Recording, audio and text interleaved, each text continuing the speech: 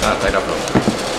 E aí, pessoal, seguinte, existe um assunto na parte de atomística que é muito raro de você encontrar em livro de segundo grau, né? Então, que se chama geometria molecular. E é uma questão que sempre cai na prova do ITA, porque a partir da geometria molecular você pode dizer se uma molécula é polar ou apolar. E isso permite demonstrar algumas propriedades dessas moléculas. Então, para suprir essa lacuna, eu tô fazendo aqui agora essa videoaula, tá? Sobre geometria molecular. Então eu vou ensinar como é que a gente pode descobrir qual é a geometria molecular de determinado composto a partir da fórmula da fórmula dele. Tudo bem? Tá? E descobrir também como é que a gente sabe qual que é a hibridação dele, de um elemento. Tá? Então,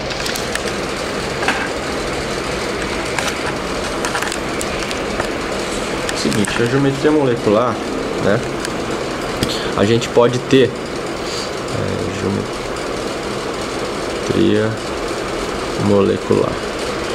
A gente vai estudar uma coisa chamada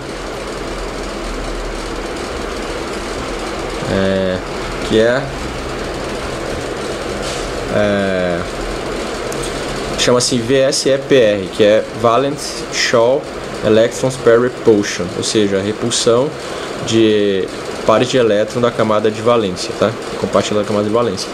Então, essa teoria diz que se você tiver elétrons na última camada, eles tendem a se repelir ao máximo. Então, nessa tentativa de se repelir, eles vão se arrumar do jeito mais estável, ou seja, que eles fiquem no máximo separados entre si. Tudo bem? Então, a gente vai estudar moléculas que são do tipo AX, tá? Ou seja, esse aqui é o átomo ligante, tá? Esse aqui são os ligados, tá? Ligadores, né? Não é propaganda da Oi, não. Então eles podem ter a forma AX, eles podem ser, ou seja, uma molécula biatômica, tá? Isso aqui é uma molécula triatômica, aqui o 4 e assim vai, tá? Como é que ficaria isso? Por exemplo, esse cara aqui assim, esse aqui seria, pode ter várias outras geometrias que a gente vai ver, né? Eu não vou entrar em detalhes agora. E só que tem um detalhe, existem várias teorias que eu vou mostrar numa figura aqui, tá? E essas figuras, tá? Elas dependem do seguinte: se você tiver na última camada, tá, desse cara aqui, ó, elétrons não compartilhados, eles vão tender a repelir as ligações entre esse cara e esse. Então eles vão alterar a geometria da molécula, tá? Então nós temos aqui, ó, eu peguei um PowerPoint aqui que tem uns desenhinhos aqui mais fácil do que ficar desenhando lá na coisa. Então você tem aqui, ó, você tem essas geometrias aqui, ó. Você tem a linear, tá vendo o AX aqui, ó, o A ligado com 2x aqui, ó. Então ele tem linear. Você pode ter moléculas na forma trigonal, triangular, né? Aqui o elemento, ó, A e o X aqui, ó. Você pode ter também a ligação angular, tá? Só que aqui, esse Ezinho representa os elétrons. Tá vendo que aqui você tem um átomo ligante e tem dois caras aqui, ó. Só que aí sobraram pares de elétrons. Então esses pares vão repelir esses caras aqui. Porque se não tivesse esses pares de elétrons, fica linear, ó. Tá? Mas como tem esse par de elétrons, ele pega e empurra os caras para baixo, tá? Você também tem a geometria tetraédrica, viu? A gente já viu sobre do carbono, olha aqui, ó. Aqui, ó, tem 4 caras formando um tetraedro. Se tiver um par de elétrons sobrando, essa geometria fica uma pirâmide triangular. Tá vendo aqui, ó? Par de elétrons aqui, repelindo os 3 caras, viu? Os 3 caras empurrando eles para baixo. Se você tiver 2 pares de elétrons aqui, quando você tem um átomo ligante e dois ligadores aqui, ó, elas vão repelir, vão ficar nessa topologia angular. Se você tem 5 caras ligados aqui, ó, 5, ó. Tá vendo um cara ligante? 1, 2, 3, 4, 5. Então você vai ter uma bipiramidal, é como se tivesse uma pirâmide aqui, ó, duas pirâmides, um colado com a base da outra.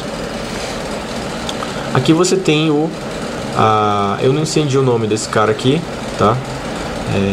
Ele chama aqui Sea-Sol, tipo Serra do Mar, uma coisa assim. Então você tem aqui uma pirâmide triangular, bipiramidal triangular.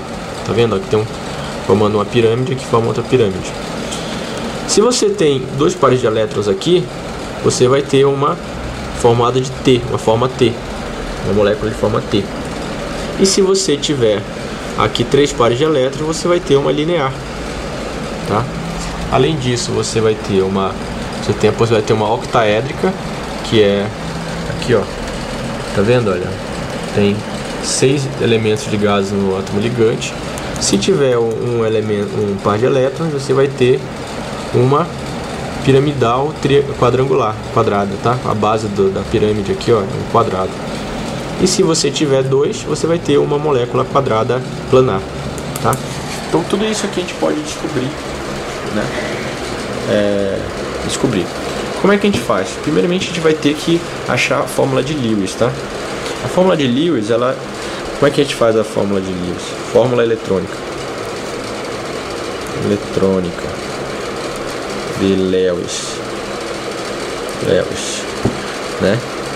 Você vai pegar o elemento e descobrir qual que é o número atômico dele, por exemplo. Vamos começar a fazer um exemplo de uma linear, tá? Uma coisa, moléculas biatômicas são sempre lineares. Então vamos fazer aqui o HCl, tá? Veja o seguinte, o H é 1, então vai ficar 1s1. E o cloro é 17, então vai ficar 1s1, 2s2, 2p6, 3s2, 3p5. Qual que é a última camada? E essa aqui é a última e única camada do hidrogênio, né? Então fica o que? Você vai pegar o átomo ligante e vai colocar o número de elétrons da última camada dele, tá? Que vai ser 1, 2, 3, 4, 1s2, 2s2, 2p6. Isso. Tá? E aqui ele tem o 7, né? Aqui, ó. Então aqui ele tem 7 elétrons na última camada. O hidrogênio vai ter 1. Então esses caras aqui compartilham. Então você tem aqui, ó, que nessa figura aqui, ó, você tem apenas uma forma linear, tá? Linear. Eita. Linear. Tá, então isso aqui foi um exemplo da fórmula de Lewis para achar o formato dessa molécula, a estrutura linear. Se você tiver, tá, por exemplo, deixa eu ver aqui um outro exemplo. Tá, aqui é o Cl. Não é. Espera aí, só um segundo. Deixa eu fechar o cara aqui. Uns exemplos aqui já bem bacanas. Vou ter que inventar aqui o tempo. Tá, agora vamos passar para uma molécula triatômica, tá? Uma molécula triatômica, que é o Be, berílio e dentro de berílio, né?